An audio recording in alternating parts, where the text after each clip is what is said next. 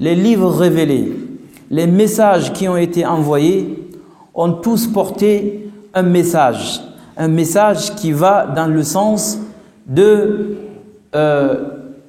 rendre la vie agréable pour l'humain et pour tous les individus.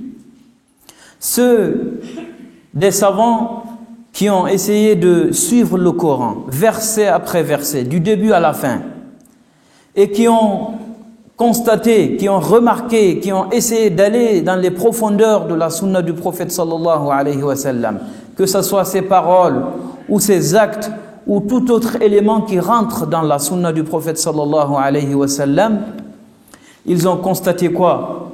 Ils ont constaté que le Coran et la sunna du prophète sallallahu alayhi wa sallam, verset après verset, hadith après hadith, tournent autour de 5 éléments. Ces 5 éléments qu'on appelle les finalités de l'islam, les finalités de la législation musulmane. Pourquoi l'islam est là? Pourquoi Allah subhanahu wa ta'ala nous a envoyé l'islam? En d'autres termes. Eh bien, c'est pour préserver 5 éléments. Et nous allons nous rendre compte, après ces 5 éléments, que finalement, l'islam, c'est pour le bien-être de l'individu. C'est pour le bien-être de la société et c'est pour le bien-être du monde entier. Contrairement à ce que certains pourraient penser qu'Allah subhanahu wa ta'ala, il a quelque chose à gagner dans les ordres et les interdits dont il fait référence dans sa législation. En l'occurrence, le Coran et la sunna du prophète sallallahu alayhi wa sallam. L'islam est venu dans un premier temps pour préserver la vie humaine. Oui, la vie humaine. Ensuite, l'islam est là pour préserver la raison. Cette raison sur laquelle ou à travers laquelle Allah va nous juger. C'est pour cette raison que celui qui perd la raison, eh bien, à partir du moment où il l'a perdu, il n'est plus responsable de ses actes. Ensuite, l'islam vient pour préserver la foi. La vie humaine, je reprends la première finalité, qui est celle de préserver la vie humaine. S'il n'y a pas de vie, il n'y a plus rien. Il n'y a plus rien. Allah subhanahu wa ta'ala nous dit quoi? وَلَا تَقْتُلُوا النَّفْسَ الَّتِي حَرَّمَ اللَّهُ إِلَّا بِالْحَقِّ. Cette vie, cette âme qu'Allah subhanahu wa ta'ala a rendue sacrée, elle doit rester sacrée. Car sans la vie, on ne peut pas parler d'autre chose. Ensuite, cette raison dont j'évoquais, oui, celui qui n'a plus la raison, il n'est plus responsable de ses actes. C'est pour cette raison que tous les éléments qui pourraient porter préjudice à la raison sont bannis et sont interdits en islam. Ensuite, c'est la préservation de la foi. Cette foi dont tout le monde a besoin. Ce n'est pas une situation normale de ne pas avoir quelque chose sur laquelle on se base. Je crois en rien. Ça, ce n'est pas une situation normale. Oui, car cette foi, elle a sa place, mais seulement celui qui l'a de manière véritable peut s'en rendre compte, la place et l'importance de cette foi. L'individu, l'être humain, a besoin de quelque chose sur laquelle il va s'appuyer pour vivre et pour affronter les éléments et les épreuves de la vie. Ensuite, l'islam vient, et ce sera la 4e finalité de l'islam. L'islam vient pour préserver l'honneur et la dignité de l'humain. L'honneur et la dignité de l'humain sont inviolables et sont sacrés. C'est le Coran qui nous le dit et c'est le prophète sallallahu alayhi wa sallam qui nous le dit. Ce qui fait que tout ce qui irait dans le sens d'attenter ou de porter préjudice à l'honneur et à la dignité humaine reste banni et interdit en islam.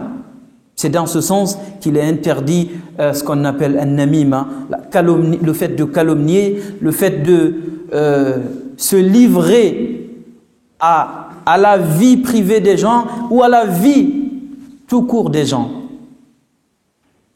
Et enfin, la 5e finalité, l'islam vient pour préserver les biens.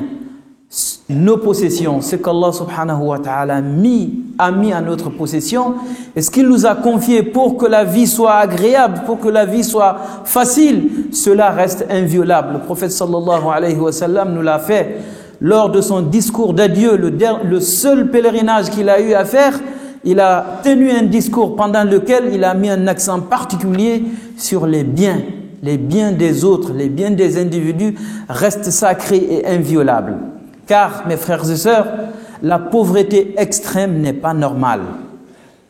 La pauvreté extrême qui fait que l'individu ne peut pas manger normalement, il ne peut pas vivre normalement, c'est pas une situation normale. C'est pas Allah qui a fait cela. C'est les individus dans leur manière de distribuer et de partager les richesses qui font que certains sont dans une pauvreté extrême. Allah, lui, a mis ce qu'il faut et ce qu'il suffit à tous les individus sur terre. Mais quand l'humain se comporte comme toute autre chose qui ne soit pas humain, eh bien ça fait sentir ces situations désastreuses où tu as des individus qui ont la peine d'avoir un repas par jour à travers le monde. Ça, c'est les hommes qui l'ont fait. C'est pas Allah subhanahu wa ta'ala. Allah, lui, il a mis tout ce qu'il faut, tout ce qui va suffire au monde entier. La corruption, le désordre apparaît sur terre à cause de ce que les gens ont fait, pas à cause de ce qu'Allah subhanahu wa ta'ala a fait. Nous avons besoin de revenir sur nos sources. Et nous avons besoin de savoir ce que représente l'islam pour nous. L'islam, ce n'est pas une religion qui nous plonge uniquement dans l'aspect spirituel que dans l'aspect invisible, la prière, que ta relation avec Allah subhanahu wa ta'ala. Cela, oui, fait partie des finalités de l'islam. Tout ce qui irait dans le sens de porter préjudice à la foi dont l'homme a besoin reste banni aussi en islam. L'islam, c'est une religion qui touche le quotidien. L'islam t'enseigne comment il faut manger, comment il faut dormir, comment il faut agir, comment il faut réfléchir, comment il faut s'habiller, comment il faut se comporter, comment il faut s'exprimer. Ton attitude vis-à-vis d'Allah, ton attitude vis-à-vis de toi-même, ton attitude vis-à-vis des autres, ton attitude vis-à-vis même des autres créatures qui ne soient pas humains. Oui, c'est cela l'islam. Et quand on comprend que l'islam est une religion qui vient et dont on a besoin, nous, et pas Allah subhanahu wa ta'ala. Allah, il n'a pas besoin de nous. Il nous le rappelle dans le hadith, mais vos premiers, vos derniers, si vous étiez tous croyants comme un seul homme, cela ne rajouterait rien à la grandeur et à la puissance d'Allah subhanahu wa ta'ala. Et si l'inverse, le contraire aussi se produisait, cela ne diminuerait rien, cela ne dérangerait en rien à Allah subhanahu wa ta'ala. Finalement, cet islam, c'est pour notre bien. C'est pour que la vie soit belle, c'est pour que la vie soit agréable et c'est pour que le monde entier vive en quiétude et en paix. À partir du moment où ces éléments, ces principes sont remis en cause, eh bien, il faut s'attendre à ce que le monde actuel est en train de vivre des instabilités, des déséquilibres, des problèmes, des guerres, des famines, tout cela à cause de ce que l'humain a lui-même fait. Il ne faut pas remettre ça sur le compte du destin. Nous savons que le destin, il existe. Al-Maktoub, il existe. Mais le Maktoub a des causes. Et ces causes, c'est nous, les humains. C'est nous. Vous ne verrez pas un seul verset du Coran. Vous ne verrez pas un seul hadith du prophète sallallahu alayhi wa sallam qui ne rentre pas dans ces 5 éléments que nous avons cités. Tous les interdits du Coran le sont parce que directement ou indirectement, ils portent préjudice à un de ces 5 éléments. Soit c'est pas bien, c'est attentoire à la vie humaine ou à la raison ou à la foi ou encore au bien des individus, à tes propres biens ou les biens des autres ou à la dignité humaine ou à l'honneur des gens. Tous les interdits, tous les versets, directement ou indirectement, rentrent dans ces éléments. Et quand on comprend cela, nous avons tout un autre rapport avec notre religion. Nous avons tout un autre rapport avec ce qu'Allah subhanahu wa ta'ala nous défend de faire, parce que finalement, c'est pour toi, c'est pas pour lui. Il n'a pas besoin de ce qu'il a créé. Par contre, les créatures ont absolument besoin de lui. أقول قولي هذا وأستغفر الله لي ولكم من كل ذنب وخطيئة فاستغفروه إنه هو الغفور الرحيم. Qui se succèdent l'un derrière l'autre, à partir desquels ces grandes finalités ont été tirées. Allah subhanahu wa ta'ala nous dit quoi? ولا تقتلوا أولادكم خشية إملاق نحن نرزقهم وإياكم إن قتلهم كان خطأ كبيرا. Ne vous livrez pas à tuer vos enfants par peur de pauvreté. Cela reste un très grand péché. ولا تقربوا الزنا إنه كان فاحشة وساء سبيلا. Ne vous rapprochez pas de la fornication, de l'adultère, car cela constitue une turpitude énorme. ولا تقتلوا النفس التي حرم الله إلا بالحق. Ne touchez pas à la vie humaine qu'Allah a rendue sacrée. ولا تقتلوا النفس التي حرم الله إلا بالحق ومن قتل مظلوما فقد جعلنا لوليه سلطانا فلا يسرف في القتل إنه كان منصورا. ولا تقربوا مال اليتيم. Ne vous approchez pas de manière irresponsable des biens des orphelins dans un cas particulier et des biens des autres en général. ولا تقربوا مال اليتيم إلا بالتي هي أحسن حتى يبلغ أشده وأوفوا بالعهد. Soyez responsables quant à vos engagements. Quand vous donnez vos engagements, respectez-les, car innal ahda kana mas'oula. Les engagements que vous prenez vis-à-vis d'Allah, vis-à-vis de vous-même et vis-à-vis des autres seront, le jour du jugement dernier, vous allez y rendre compte.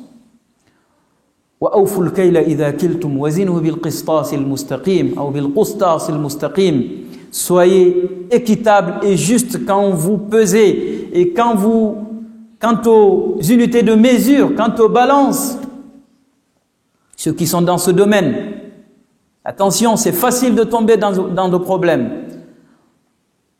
وأوفوا الكيل إذا كلتم وزنوا بالقسطاس المستقيم ذلك خير وأحسن تأويلا ولا تقف ما ليس لك به علم. Ne te livre pas à dire ou à parler des choses dont tu n'as pas la maîtrise, dont tu ne sais pas. Tu entends quelqu'un dire ceci et tu fais suivre, tu fais passer, sans même chercher à savoir qu'est-ce que c'est que j'ai entendu ou ce que je suis en train de véhiculer, est-ce une vérité ou pas. Ne te livre pas à dire des choses dont tu ne maîtrises pas, dont tu ne connais pas, tu n'en as pas connaissance. ولا تقف ما ليس لك به علم إن السمع والبصر والفؤاد كل أولئك كان عنه مسؤولا. Les oreilles, les yeux, les cœurs, tous ceux-ci seront interrogés et rendront des comptes par rapport à ce qu'ils ont entendu et par rapport à ce qu'ils ont fait véhiculer. ولا تمشي في الأرض مرحا إنك لن تخرق الأرض ولن تبلغ الجبال طولا. L'interdiction de se montrer orgueilleux et de se vanter et de se montrer. Le prophète sallallahu alayhi wa sallam nous dit l'orgueil appartient à Allah. L'orgueil appartient à Allah, à celui qui a créé tout, à celui qui n'a pas d'égal, à celui qui n'a pas de semblable. Oui, lui, il est orgueilleux et il a droit. Qui va lui dire quelque chose? Alors que c'est huwa al-mutakabbir. Toi, en tant qu'être humain, individu, qu'est-ce que tu as fait? Tu as servi à quoi? Par rapport à Allah. L'interdiction de l'orgueil. إنك لن تبلغ الجبال ولن تبلغ الجبال طولا كل ذلك كان سيئه عند ربك مكروها ذلك مما أوحى إليك ربك. Voilà une partie de ce que ton Seigneur t'a révélé. ولا تجعل مع الله إلها آخر. La préservation de la foi. ولا تجعل مع الله إلها آخر. Et n'associe à Allah aucune divinité. Parce que sinon, tu risques quoi? فتلقى في جهنم ملوما مدحورا. Tu risques d'être jeté dans l'enfer. والعياذ بالله.